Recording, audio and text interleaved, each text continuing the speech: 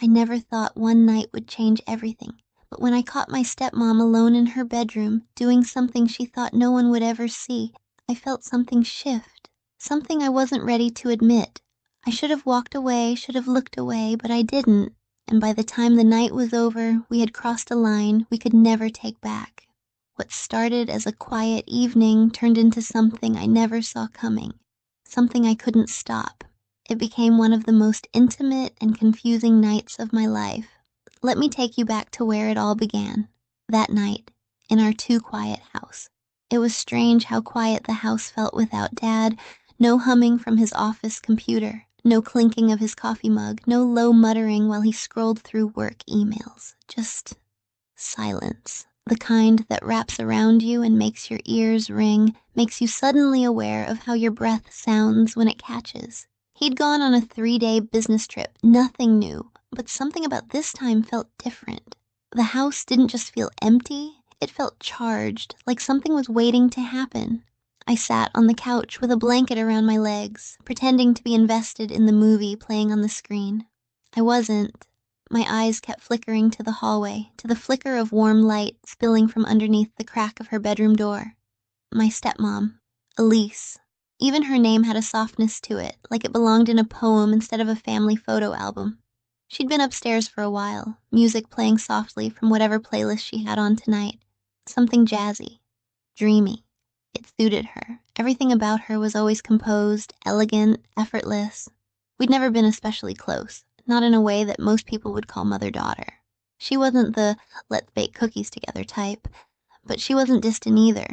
She had this calm presence that somehow made you want to behave around her, like you didn't want to disappoint her even when she wasn't asking anything of you. I used to tell myself I respected her, that was all. The way I watched her tuck her hair behind her ear, or the way her perfume lingered in the hallway after she passed. It was just admiration, just curiosity.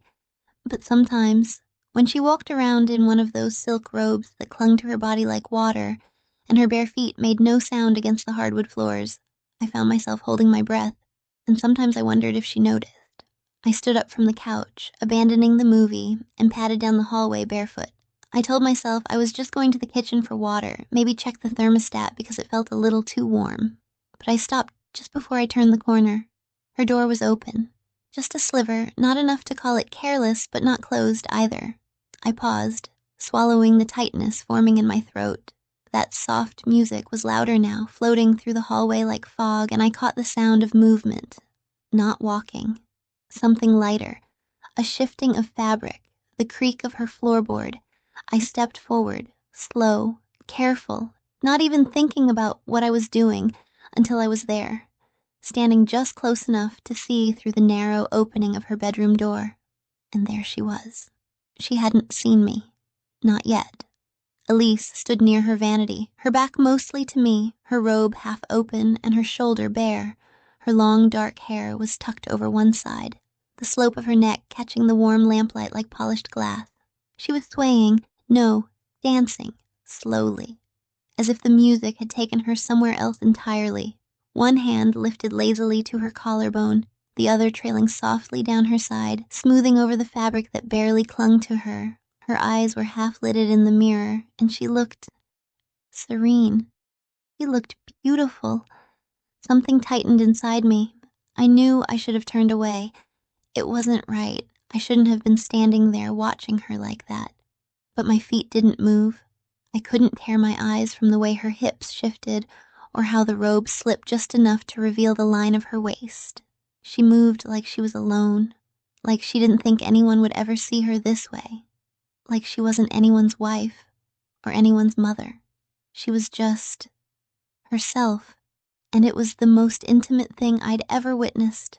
Her hand moved lower, fingertips brushing just beneath the dip of her robe. I saw her eyes flutter in the mirror. A soft breath left her lips, and then she stilled. It was subtle, barely anything, but her head tilted, not toward me, not directly. Just enough that the weight of her gaze shifted in my direction. The music kept playing. She didn't speak, but she didn't move either. Her body remained angled toward the mirror, her hand frozen mid-gesture. And I could swear, somewhere behind the flicker of her lashes, she knew, I panicked inside. Every rational thought in me screamed to back away, to leave, to forget this ever happened. But my body betrayed me. I stayed.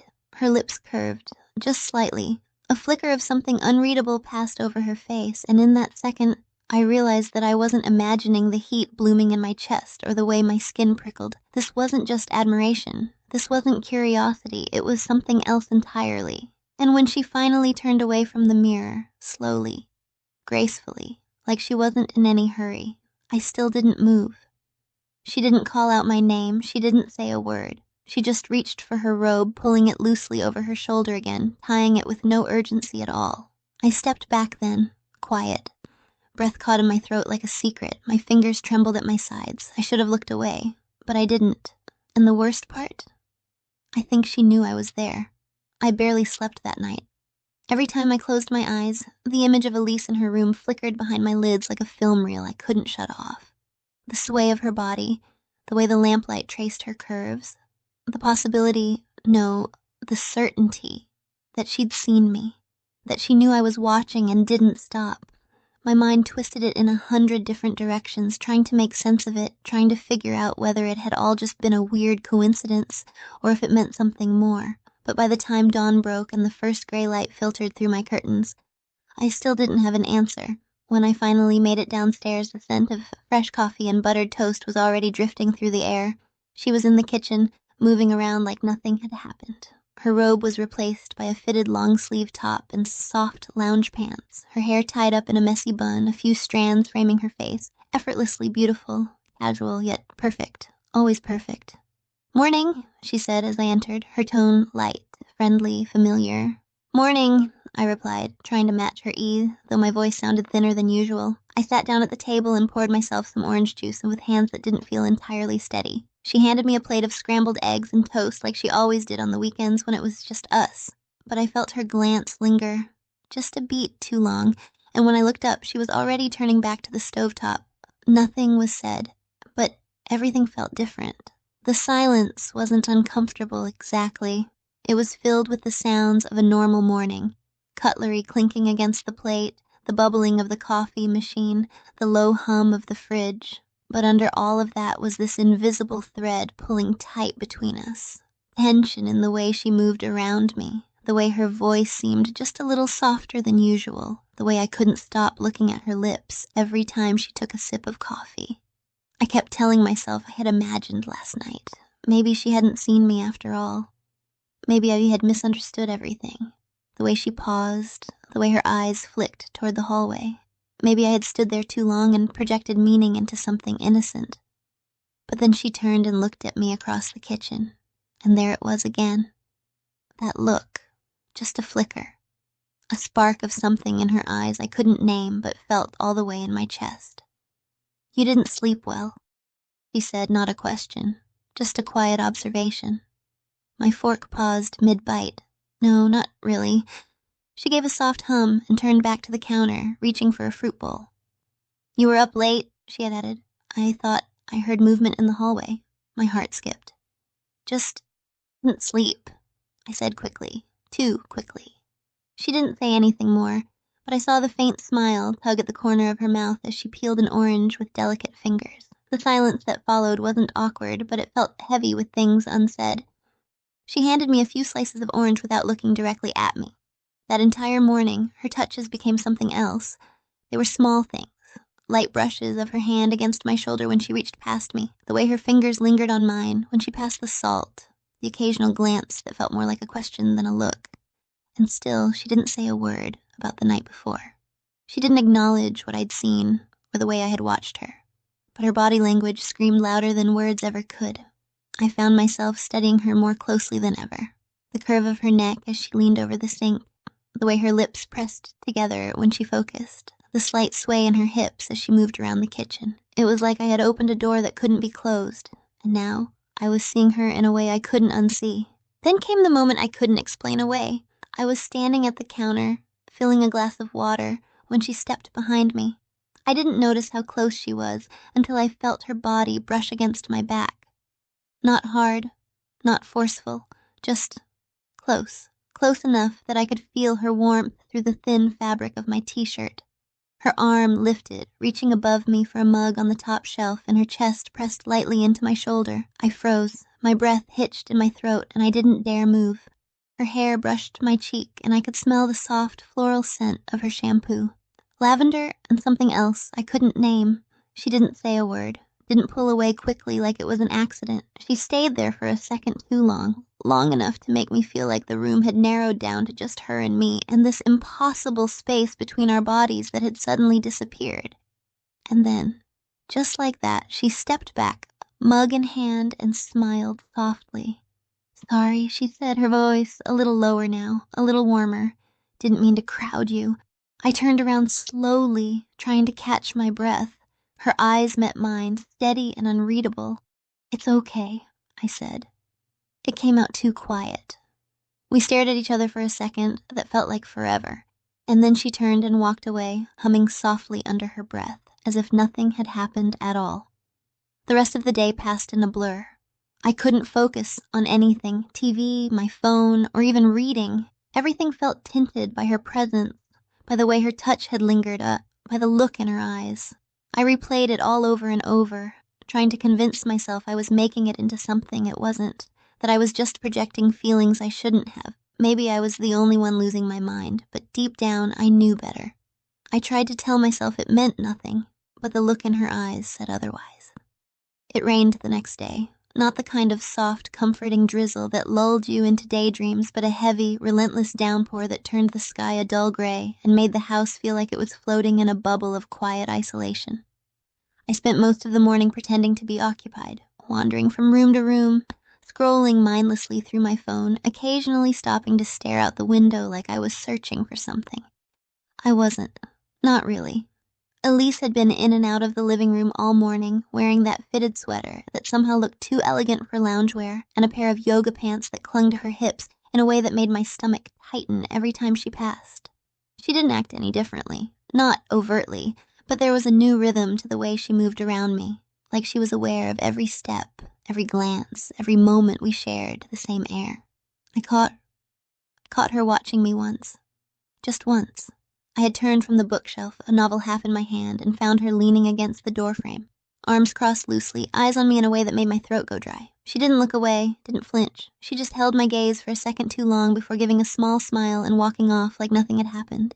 It had me spiraling for hours. By early afternoon, the rain hadn't let up, and the house felt impossibly still.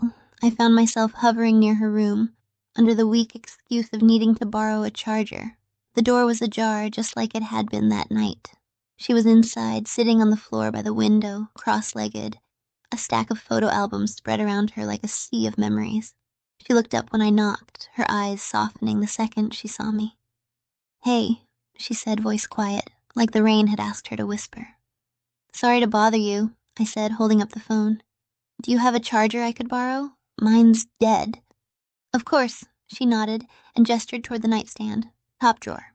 I walked in slowly, careful not to step on the edges of the albums, my gaze drifting toward the scattered photos, snapshots of vacations, birthday parties, old family barbecues. I recognized some of them, others were before my time. Elise followed my eyes and smiled. "I was just feeling nostalgic," she said, brushing a strand of hair behind her ear. "It's weird, isn't it? Looking back on all these frozen moments.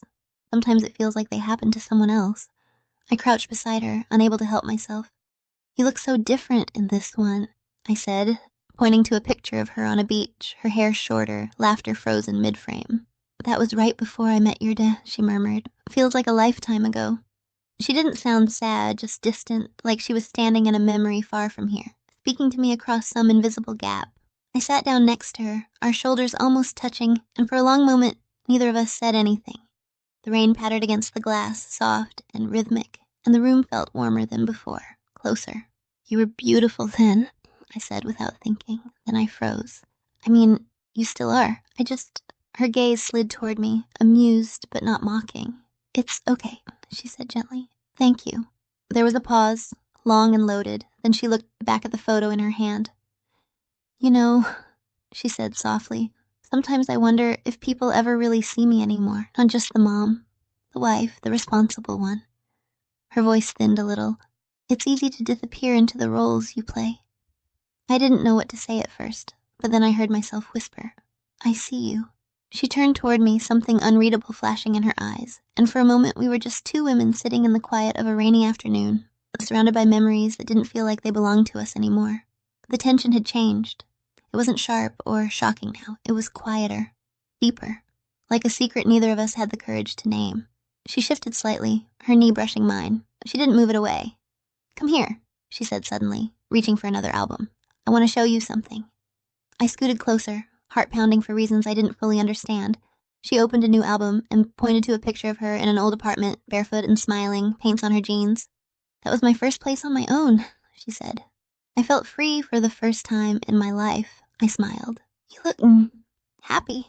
She glanced at me, her expression softening. I was, for a while. Her hand brushed mine again, but this time I didn't pretend it was an accident, and neither did she. For a few seconds, we sat in the stillness, her fingers lightly resting against mine, not gripping, not holding, just there. It was such a small thing, and yet it felt like the loudest sound in the world. Every nerve in my body buzzed, every part of me screamed to pull away or lean in or say something, but I couldn't move. And then slowly she turned toward me, her hand lifted, brushing lightly against my cheek as she tucked a piece of hair behind my ear. Her touch was feather-light, like she was testing the shape of the moment, seeing if it would shatter. My eyes met hers, and I knew then that this wasn't just in my head. This wasn't one-sided. This wasn't confusion. It was my intention. "Elise," I whispered, her name catching in my throat like it wasn't mine to say. She didn't reply. She just leaned in, her lips hovering close to mine, not touching, but close enough that I could feel the heat of them. And in that space between us, everything spun. But then, like she had heard something distant, she pulled back, just slightly. Her hand dropped and she turned away, looking back out the window like nothing had happened. "I should finish organizing these," she murmured. "I've been putting it off forever." The moment dissolved around us, just like that. I stood up slowly, still breathless, still trying to calm the storm inside me. "Yeah, I should let you get to it." She didn't stop me, and didn't look back. I left the room with my mind spinning, my heart still pounding in my chest. The warmth of her touch lingered on my skin like a whisper. I tried to tell myself it was nothing, that it hadn't meant anything, but the look in her eyes said otherwise. And there was much yet to come. The rain had finally stopped by the time the sky turned black. The house felt like it was holding its breath, as if even the walls understood that something had shifted, and now everything was suspended in this delicate, quiet tension. I hadn't seen Elise since earlier that afternoon. Not really. Just glimpses. Her footsteps on the stairs, the sound of her voice on the phone, a door creaking open, then softly shutting again. My dad was still gone, hours away, in another city, and the silence that came with his absence had started to feel like something alive, like space had been made for something else to take root. I lay in bed that night, staring at the ceiling, the blanket pulled up to my chest, but I wasn't cold. I was burning, actually, flushed from the inside out. I couldn't stop replaying the moment in her room, the way she'd touched my face, the way her breath had warmed the air between us, the way she'd pulled back. Not because she didn't want it, but because she did, and she was afraid of what that meant. I wasn't sure how long I lay there like that, restless and awake, when I heard it. Soft, deliberate footsteps. My door creaked open slightly, and for a second, I didn't move. My heart jumped into my throat. I turned just enough to see her silhouette standing there, framed in the glow of the hallway light, her robe tied loosely at the waist, hair falling down her shoulders. She said nothing. Didn't need to. "Are you awake?" she asked gently. I swallowed hard, my voice thin. "Yeah." There was a pause, long enough for the air to thicken between us again, before she stepped inside, closing the door behind her. The latch clicked with finality, like the world had just gotten smaller. "I didn't want to be alone tonight," she said softly, almost like an apology. I sat up slowly, my hands gripping the edge of the blanket. "Me either." She didn't say anything else. She just walked over, calm and graceful as ever, and sat on the edge of the bed. The mattress dipped under her weight. I could smell her. Clean skin and lavender, that same scent that lingered in the hallway whenever she passed me. Her hand reached out, resting on top of mine. "Are you okay?" she asked, voice quiet. I nodded, but it felt like my heart might break under the weight of everything I wasn't saying. I think so. Are you? She looked at me then, not just with her eyes, but with everything in her, the kind of look that strips away every defense you've ever built. No, she whispered, but I want to be. I didn't know who leaned in first. Maybe it was her. Maybe it was me. All I know is that when our lips touched, everything stopped. The world tilted, softened. It wasn't rushed or wild. It wasn't hungry or desperate. It was real, tender. Her mouth moved against mine like she'd been waiting years to do it, like the pressure of restraint had finally crumbled. Her hand cupped my jaw, her thumb brushing the corner of my mouth, and the warmth of her touch made my whole body hum. I let out a shaky breath when we finally pulled apart, our foreheads pressed together, eyes closed. "This is wrong," I whispered, her fingers threaded through mine. "I know, but I don't want to stop. I don't either." Her hand drifted to my shoulder, sliding the strap of my tank top down slowly, her fingers grazing my skin like she was discovering something sacred. I shivered, not from cold, but from the softness of it, from the way she handled me like I was something delicate, something she didn't want to break. "You're so beautiful," she murmured, almost to herself. My breath caught in my throat. She climbed into the bed next to me, pulling the blanket over us both, and I turned to face her. We were so close now, her eyes inches from mine, her breath brushing my lips. I could feel every inch of her beside me, and still, she didn't rush. She just looked at me, and something in me broke wide open. "I used to think it was admiration," I whispered. "The way I looked at you, I told myself it was innocent." Her fingers brushed a strand of hair from my face. "And now? Now I can't lie to myself anymore." She smiled softly, sadly. "I've felt it too," she said. "Longer than I want to admit." The confession unraveled something inside me, and I leaned into her touch, my face pressed against the curve of her neck, her arms wrapped around me, pulling me in, her body warm and solid against mine. We stayed like that for a while, just breathing, just holding on, and then her hand slid under the hem of my shirt, slow, tentative, her fingers ghosting over my skin with a reverence that made my chest ache. My breath hitched, but I didn't stop her. I wanted her. I wanted this, not because it was reckless, but because it was us. Something unspoken that had been growing in the shadows for too long. She kissed me again, this time deeper, her lips coaxing mine open, her body pressing into mine like she couldn't bear to keep the distance any longer. Her hands explored me carefully, each touch asking a silent question, and my body answered all of them. It wasn't about lust, it wasn't about rebellion, it was something else entirely. Something tender, frightening, and beautiful. Every whisper, every brush of skin, every quiet breath felt like we were writing a new language together. One only we could understand. We didn't speak much. We didn't need to. Our bodies did the talking, soft touches, slow movements, the kind of closeness that erased the world outside the walls of that room.